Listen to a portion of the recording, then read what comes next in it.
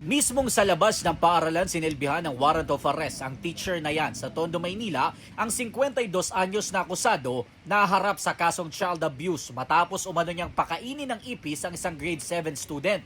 Sa investigasyon ng pulisya, naganap ang insidente sa loob mismo ng paaralan noong October 25. Base doon sa hawak nating report at doon na rin sa account ng ating biktima, itong nasabing guro ay nahuli niya habang minumulest siya yung isang estudyante rin na babae doon sa loob ng isang CR, doon sa loob ng eskwelahan.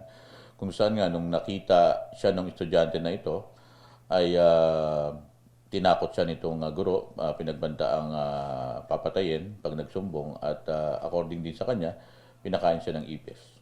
Sabi ng MPD, hindi na nagsampan ng reklamo ang mismong menor de edad na babae na sinasabing minoles siya ng akusado.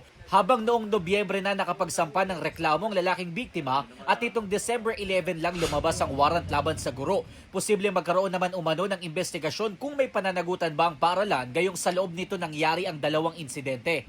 Titignan kung meron nakita na pagpapabaya doon sa loob ng eskwelahan.